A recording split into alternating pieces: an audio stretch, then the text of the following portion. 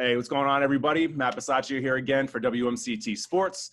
We're continuing our COVID-19 interview series. Usually we're doing it with high school athletes, coaches, and athletic directors. This week we've taken a turn. We started doing some interviews with some of the Marlborough Shamrocks. A couple of days ago was the quarterback and captain Blake Rice.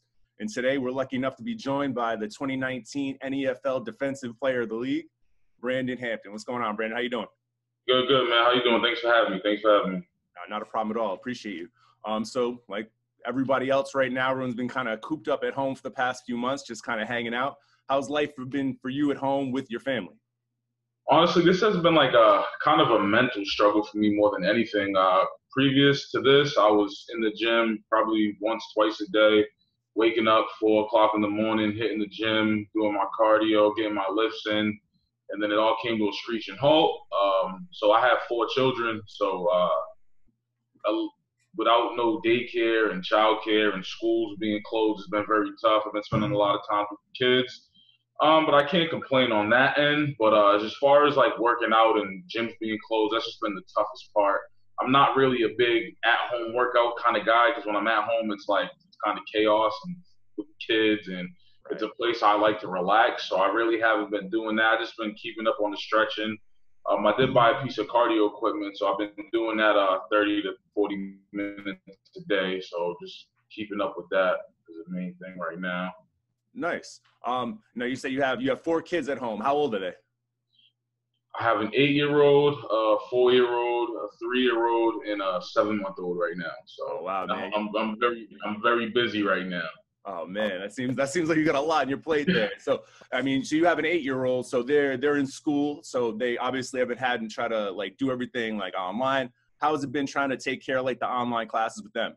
I mean, it's been rough, but because during the day trying to take care of a 7-month-old, and then I got the 4 and the 3-year-old running around, and the 8-year-old, she needs to do the homework and focus, and she's not really engaged in the schoolwork, and she does her classes on Zoom. So it's been challenging for everybody. I'm just can't wait till things get back to normal though. Yeah. My fiance has a 10 and an 8-year-old, so she's kind of in that same boat. But she's sitting there trying to do it by herself. So when she has the 10-year-old doing something, she has to kind of like play referee and keep the 8-year-old away, and then vice versa. So I completely understand. I know the little ones are asking me for snacks and eating and this and that and trying to do homework and changing diapers. It's chaos, but I wouldn't change it for anything right now. Nice. So have you been able to work during this time? Have you been furloughed? What's going on with that? So no, I actually had to take a break from my job because I have no child care. My children's mother, she works at the hospital, so she's an essential worker. So I had to kind of bite the bullet and not work. But thank God for the unemployment thing right now and the extra benefits they're giving out, because that's helped a lot, because I can't work with 3 kids in daycare and 1 in school. Is like somebody has to stay home and watch them. So I had to kind of bite the bullet and step down from my job for the moment, for the time being right now. No, that's great. I mean, you're doing what you need to do right now to help take care of your family, you know, and that's what's most important. And like I said, like my fiance's in that same boat. She worked in healthcare, but even though she was an essential worker, because she didn't have like the childcare thing going on too, she had to be furloughed for about 3 months or so. So she's in that same spot as so many other parents and families are right now. Yeah, it's tough. The situation sucks for everybody right now, and I know I'm not the only one. And I know everything that's happening right now, it will pass. So I'm just gonna take the advantage of spending the time with my kids. Because before this, I was constantly working, on the go, working, seeing my kids here and there, bedtime, dinner, shower, bed. So like this time, it's kind of everything slowed down right now. But I'm just enjoying the time I get to spend with my kids right now. That's cool. I mean, so obviously you're super busy because you got the 4 kids. You're trying to take care of everything that you can at home. But I'm sure that at different points in the day, like you do have some free time, and maybe you have like a little bit more free time, especially later on at night after they go to bed. Like, have you been spending any more of your time doing different things that you probably didn't have a chance to do before, that you're kind of getting a chance to catch up on, or doing new stuff?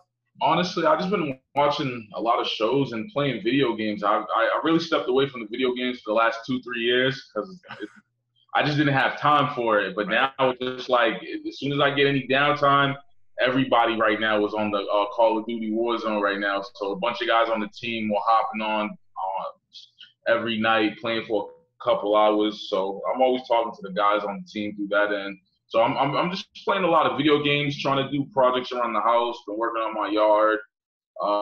Just anything I can do just to try to stay busy physically too. I just don't want to be sitting around and doing nothing. I try to stay active around the house. So, that's nice. Good, man. Now for anybody out there that's going to end up watching this video, if they didn't know, if somehow they didn't know the Marlborough Shamrocks came back last summer, now you know. The Marlborough Shamrocks came back last summer after being gone for 10 years. Now you guys come back in your first season back here in Marlborough. You guys go 8-2 in the regular season, sweep through the NEFL playoffs. You guys win the championship against the Generals. Then you guys go down to Florida and you take care of the Colts in the Palm Bowl. Talk to me a little bit about just like about the season in general, kind of coming together with these guys that you knew from Worcester in here in Marlborough, and just like the fan support that you guys felt throughout the year. Man, last year was awesome. I couldn't even describe. It had a lot of ups and a lot of downs, but you can't even, the way things happen, man, you can't even write those things out. The way it played out, from us winning 8 games to us losing those first game, we come back. Everybody, there's a lot of weight on our shoulders. Everybody expects us to win, and we go out and we lose our first game. That was very, very rough. A couple guys were kind of discouraged, but like we always say, it's a long season. So it's not how you start, it's how you finish. The fan support was awesome, man. I playing semi-pro for 9 years I've been playing. I never played in front of a crowd like that. Every single game was just packed and full of energy, and especially when we got to the playoffs was real fun.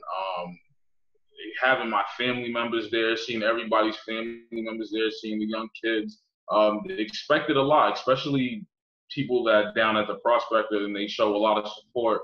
They expected us to win, and I don't think a lot of people really wanted to see us win.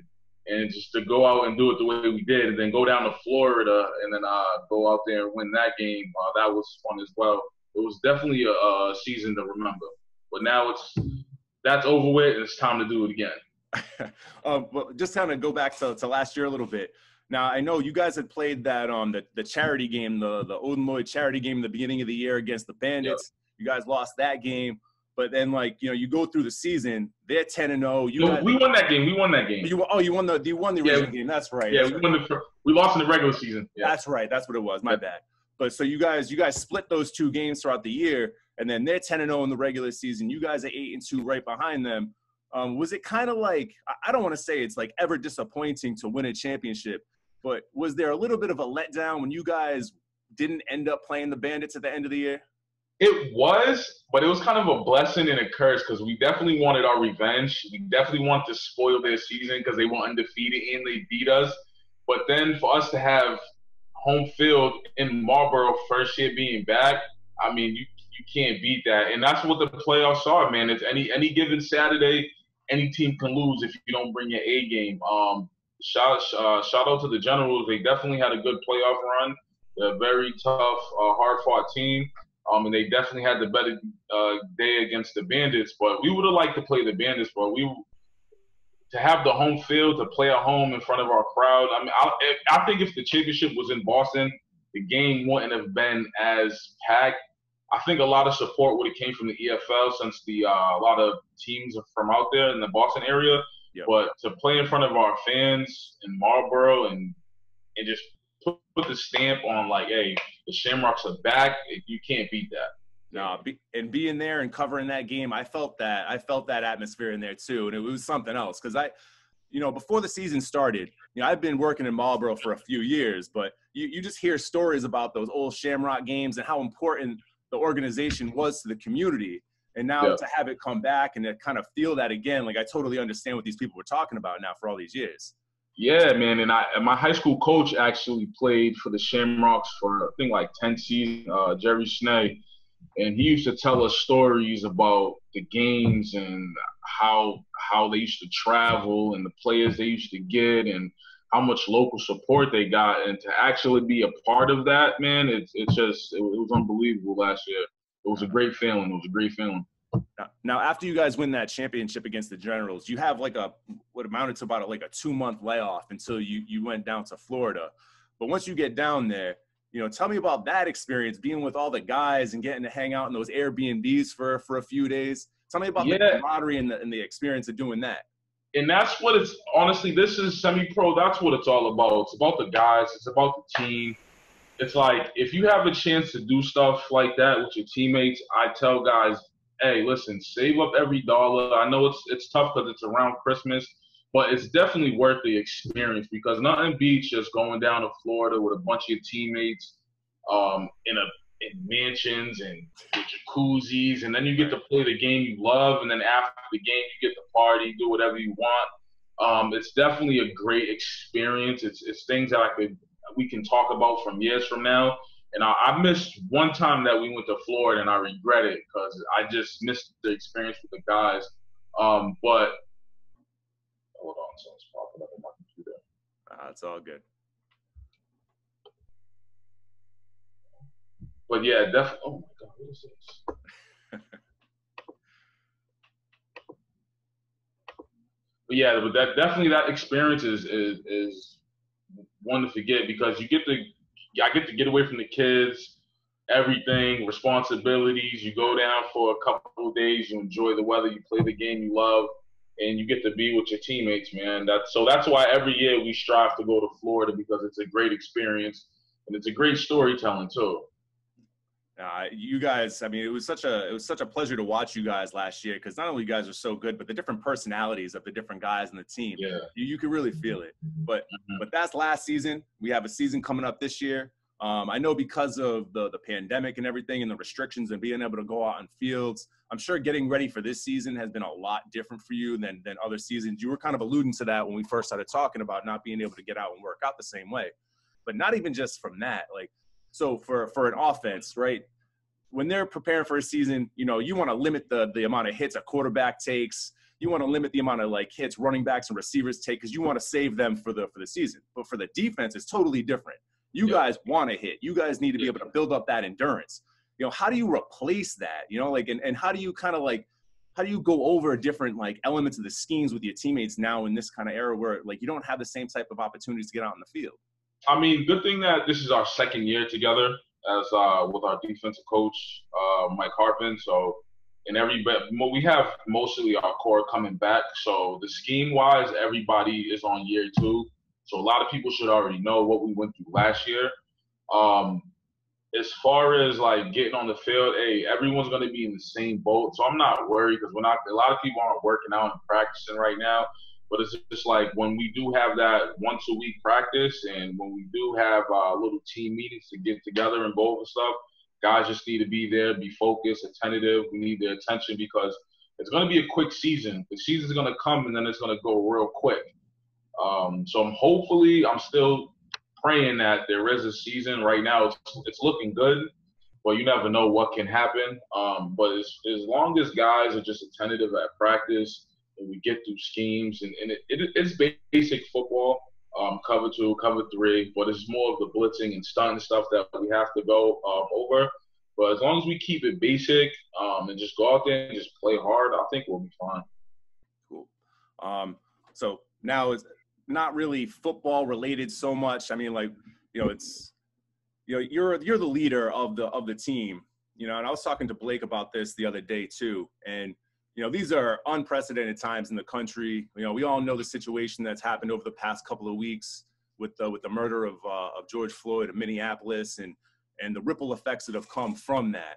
Now, you as a black man in the community, you as one of the leaders on the team, how do you, go forward and help to educate or create conversations with different teammates that maybe don't understand your perspective? Like, how do you help bring other people along?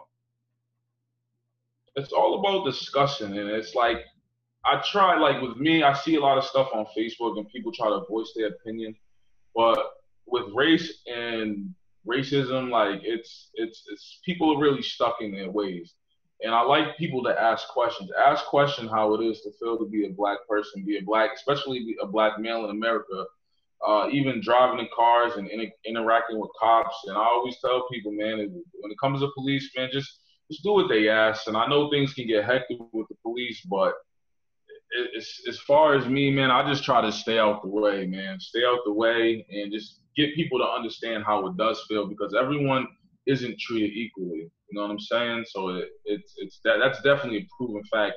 And if anyone's blind to the fact, I don't even want to discuss it, because it's just something that people are never going to see eye to eye. As long as you respect me, I respect you, and that's all it boils down to. But yeah, times are crazy right now with all the stuff that's going on. For sure. I mean, have there been any specific conversations that you may have had with different teammates to kind of like let them know what you're going through? Has anybody really reached out to you to see what's going on? Or honestly, I really haven't spent time with those guys, and right now it's only been like family members that we've been discussing this stuff about. Because we really haven't been around the guys lately to discuss these things. But I mean, when it comes to football, it's like there's no race, it's just guys from every single background trying to win. So that's why when I look at people, I don't understand how you look at somebody as like, just because it's color skin. It doesn't matter to me what color you are, where you're from. All that stuff doesn't matter. And I think most of the guys on our team from different backgrounds, they understand like where we come from, because we're from Worcester, we're from the hood. And a lot of our white teammates, they adapt to us and they love us, and we don't deal with any stupid stuff, and it's easy when it comes to our team. Right, because usually with the team, there's a common objective. It's about working together. It's about seeing past any like differences that you may have with somebody, whether it be socioeconomic, racial, anything like that. Because you guys are all trying to come together as a team, right? Right, and I seen a meme on Facebook. It said if the world was like a football locker room, then we'll be in a better place, because you got guys that are white, brown, Spanish. We had guys from Brazil last year. Like, we got guys from all different backgrounds. If America treated it like a football locker room with everybody with one common goal, just to treat everybody equally, I think would be totally fine, man. Yeah, that's well said. Now, kind of in a related topic, everything that's happened lately kind of starts to remind us of 2016 with Cap and his kneeling and the pushback initially that came from that. And now we're starting to kind of revisit that, and we're seeing it in a little bit of a different light. We're not seeing it as kind of like the anti-American statement, more of like it's just like it's supposed to be something that's bringing awareness to a situation now. I think America's starting to see it a little bit differently. But with his kneeling back then, there was like a real pushback for that. And I believe that there's going to be, people across the country in any sport, really doesn't matter, that are going to be kneeling. So I guess my question is, do you see yourself doing that this season? I honestly, I don't know. I've always stood when the national anthem played. It's just like we've been listening to that song since I can remember, and I love hearing that song, and it gets me in the zone, and it gives me chills. And but I definitely could see myself if we can do it as a collective group and for a good cause. I believe it's for a good cause, and I think everybody is now aware that it's not just for disrespecting the flag.